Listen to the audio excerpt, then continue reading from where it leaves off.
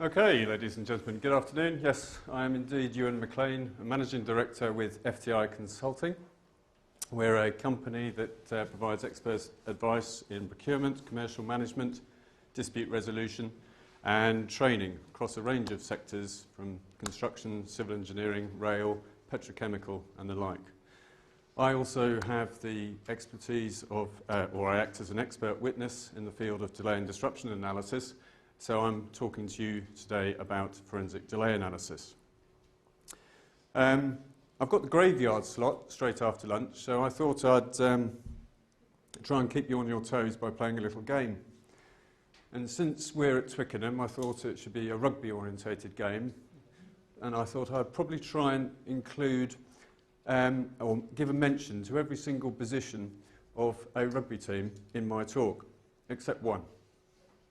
So at the end, hopefully if you've been paying attention, you'll be able to tell me which position I haven't mentioned. Right, so hopefully you can all hear me. You can hear me in the back row? Hear me in the second row? Good, get the idea. The structure of my talk today is going to cover why is forensic delay analysis the ultimate test for project controls. I'm going to introduce the methods of delay analysis and how we choose which method we employ when analysing perhaps why things have gone wrong on a project. I'm actually going to demonstrate these methods of delay analysis to you, and then I'm going to address project controls and the data and records that need to be kept for a successful delay analysis.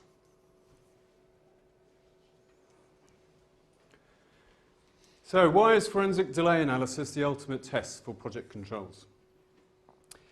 Well, if you've got to the stage where forensic delay analysis is required, it's possible that the project may no longer be under control and you will find yourself in the ultimate testing ground of a court, or perhaps at least an adjudication, arbitration, litigation. It may be that your project controls are actually quite good, and it's just the other side that perhaps don't have the ability to pay. But in that testing ground of a formal tribunal, you will see how good your records are, because if your project control records are good, hopefully you'll be able to prove your case and any entitlement you have to additional time or money. And the quality of your records is essential in delay analysis, because they can dictate which method of delay analysis you employ.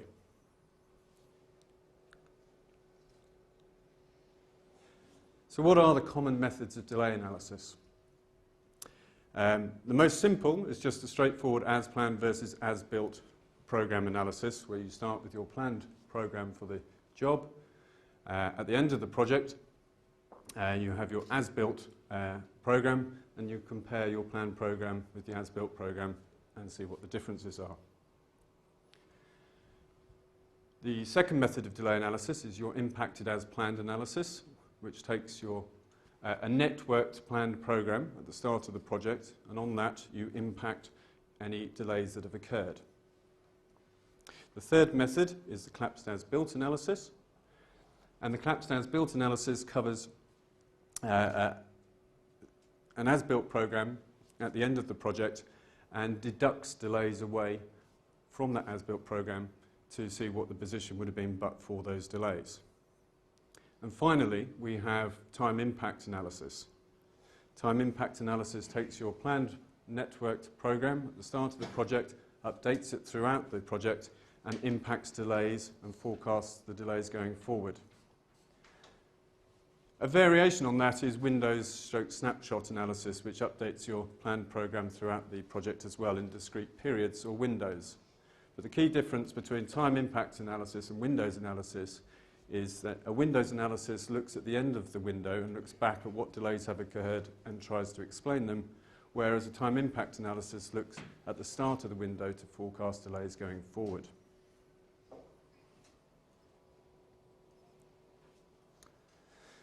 Now, one question I'm frequently asked is, what is the best method of delay analysis, and why don't you always use that? A general, simple answer might be I would always prefer to use an analysis that use as-built records because they're much preferred in court. If you can prove your case based upon a factual matrix, it's far more persuasive. But you can't always do that because there are other parameters affecting the choice of method of delay analysis. And the first of those are the relevant conditions of contract. You need to examine your conditions of contract. If you're out, some of you might be using NEC forms of contract, and the NEC has very prescriptive program clauses and what should be included in your program, from float to time risk allowances to equipment, method statements and the like. And it actually promotes a time impact in that method of analysis by projecting forward delays. The second parameter would be the nature of the causative events. You could have concurrency in your project, and some of the methods of delay analysis, as planned versus as built, struggle to deal with concurrency. The third parameter would be the value of the dispute. I've described four methods of common methods of delay analysis, and the time impact analysis is the most complicated. It's therefore requires more time, requires more resource, and therefore more cost. And it could be that the cost of carrying out such an analysis exceeds the value in dispute, so there'd be little point in doing such a complicated analysis. The time available is also an important parameter. If you're in a dispute situation, such as adjudication, you can find yourself only having 7 days to deal or respond to a referral notice, which is a claim from the other side. And if you've only got 7 days available, there's no way in the world that you'll carry out a time impact analysis from scratch. The fifth parameter, and probably one of the most important parameters, are the records available. You're going to need detailed records to carry out particular forms of analysis. Particularly, again, the time impact analysis, you'll need comprehensive as-built records. Without them, you won't be able to carry out such an analysis. We also have to look at the program information available. You may not have a planned program. I suspect many of you involved as very competent project controls people will have programs, but if you're dealing with subcontractors, the subcontractors may have less comprehensive records and may not have kept planned programs or updated them throughout the project. And the seventh parameter is the programmer's skill level. You need someone who knows about collapsed as-built analysis. You need someone who knows about time impact analysis to carry out these methods of analysis. So these 7 parameters, I didn't quite get to number 8, but these 7 parameters all affect the choice of method of delay analysis. And I've just summarised this in a table from the Society of Construction Law's Delay and Disruption Protocol, which just indicates what you need to carry out each of these 4 methods of analysis. So for as-planned versus as-built, you need a planned program, and you need to compare that with an as-built program, or have as-built records at least to produce an as-built program. For the impacted as-planned program, you just need a network planned program. The collapsed as-built allows you to carry out an analysis with just the as-built program or as-built records. And then finally we have the time impact analysis, which needs a network planned program, regular updates of that program.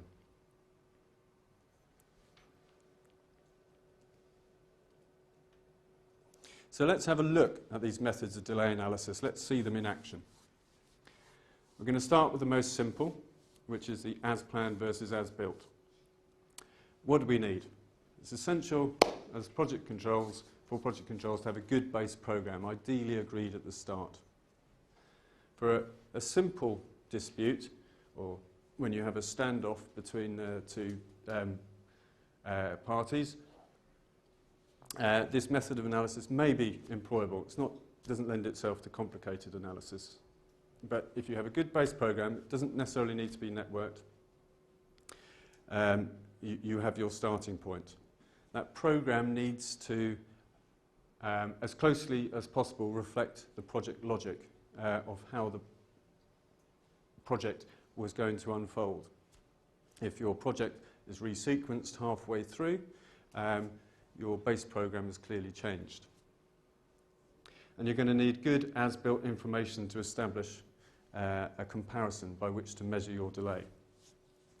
So it can be chosen, as I said, where issues are simple and liability is clear and no critical path analysis is required. Let's just have a quick look at this graphically. A very simple 5-bar program representing perhaps the contractor's planned program at the start of the works. Against that, you plot the as-built situation, and we can see a delay to completion, planned completion, to here, and that will represent the contractor's claim. If all the delays are the responsibility of the other side, you don't have to investigate any further, as all of this delay will be the responsibility of the other side. Clearly, if there are issues of liability along the way about who caused the delay, and one delay on the behalf of the employer and one on behalf of the contractor, then this method starts to fall down. So just to summarise on that method of delay analysis, it can only be done retrospectively, i.e. historically, once you know the as-built situation. You can't plot an as-built program until you have the details and the records. But unfortunately, it doesn't take account of cause and effect, where you have differences of opinion about who's responsible for what delay. You can't guarantee or say for certain what caused the overall delay to completion if there are individual delays leading up to that overall delay. It doesn't take account of concurrency, where you have two delays, one being the employer's responsibility and one being the contractor's responsibility. And it just assumes fault lies with one party alone. And for that reason, it's, if you find yourself in the dispute situation, it is unreliable in dispute resolution.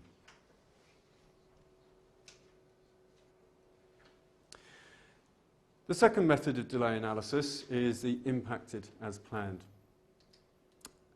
What do you need? You need a good base program, and it needs to be networked. You need to be able to show the critical path on your planned program.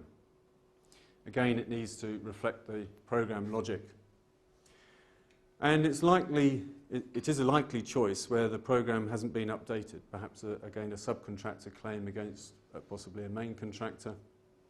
The subcontractor hasn't kept records of updating his program, but he may therefore want to choose this method of delay analysis. So what does it look like in action? We start with our baseline program. Similar 5-bar program to as we had before. The next step is to impact upon that planned program a delaying event, or what I've called an EOT event here, an extension of time event. And when we insert that into the program and connect all the logic, it pushes the completion date out such that we have a claim. And this claim here, we can actually link to the extension of time event, the delaying event, and thereby we're starting to address causation.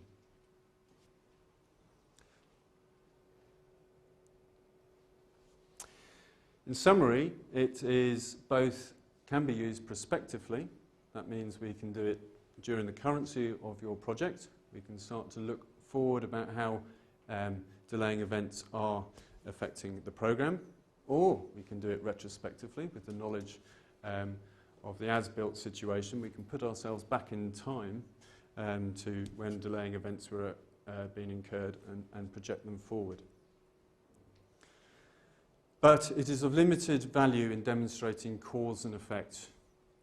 Cause and effect effectively being the delaying event is the cause of the delay, and we're trying to demonstrate in forensic delay analysis the effect normally on the completion of the project. That's been the most significant, because when you have delay to completion, you generally have delays to your site setup, prolongation costs and all the rest of it attached, as well as if there are liquidated damages clauses in your contract, you're looking to get relief from those LDs. But its problems include not taking account of progress, doesn't take account of the as-built situation, and if you don't do that, you might find that your critical path has changed throughout the project. As some activities proceed ahead of schedule and some fall behind, your critical path can change throughout the project. And it doesn't take account of resources or changing logic. So again, it's pretty unreliable in the court situation, informal dispute resolution. The third method of delay analysis is the collapsed as-built approach.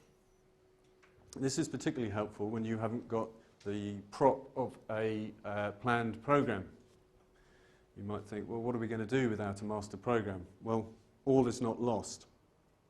If you've got detailed as-built records, you can reconstruct the as-built program. When you do that, you'll have to set it out in the way that you'd set out a master program, set out all the scope of works, all the activities involved, logic link it together, and you're going to need a very good detailed understanding of that logic, and to that extent you'll need access to perhaps your site team who knows how the project was built. And you'll also need a basis for measuring and identifying the extent of delays. You might keep a delay and disruption schedule, so you'll have a schedule that you're keeping of all the delays that have occurred on your site. So let's have a look at this in action. This is very simplistic, obviously, just to get a principle and point across. Obviously, the programs that are involved in large construction projects, for example, can be several thousand or even tens of thousands of activities.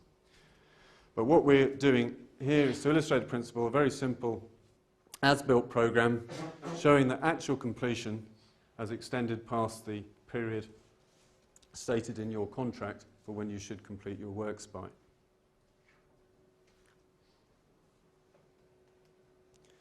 Step 2 is to identify the employer delays. So what I'm going to do on my as-built program is show these delays. One flying in there, and I'm actually going to show 3 employer delays. Okay, so we've got one in the centre, 2 flankers. And what is the next step? The next step is to collapse out the delays. And we do that by zeroing the duration of these employer delays to see if it has any effect on completion. And I'm going to do that in 3 stages. Firstly, I'm going to collapse out this delay because we have to work back now we're in the as-built situation. And when that happens, we collapse out that delay. You can see that the completion date came back. And we can link, say that delay that was there caused this delay to completion. So and now, if you didn't see that the first time, let's have a look at it for the second time. Collapsing out the delay in the centre. See the actual completion date come back. And then collapse out the third delay. And what we've got now is the actual completion but for the employer delays.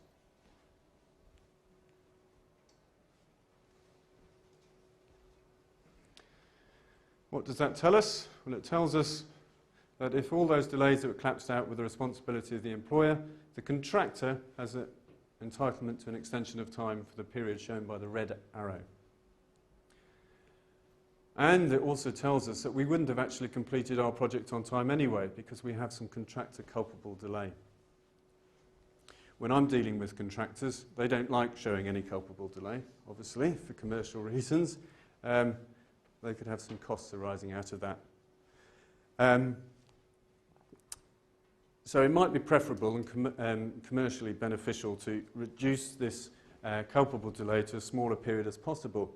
But equally, if you do know that you've had some culpable delay, this analysis can have quite a lot of credibility because you've addressed that culpability. So it actually gives your claim perhaps a more persuasive characteristic. So in summary, the collapsed as-built approach is it's pretty much retrospective because you need the as-built situation, the as-built records to carry out such an analysis.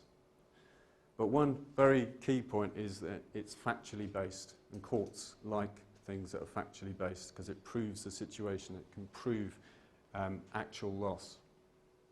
And if it's done properly, it can demonstrate cause and effect, it can take account of concurrency, and it's relatively quick, and it has been used in cases and found favour with the courts. So it is reliable in dispute resolution as long as it's done properly.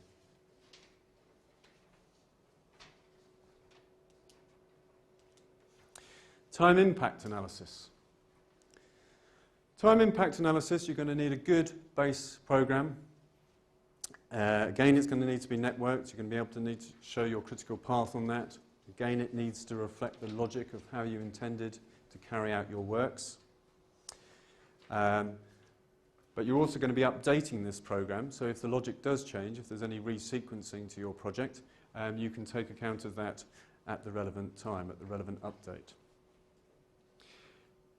It requires comprehensive records, though, to update your program, and these records need to be consistently kept so you can update your program with all the changes that occur throughout the project at the relevant intervals. So let's have a look at this in action. We start with a master program. In this case, I've shown a 3-activity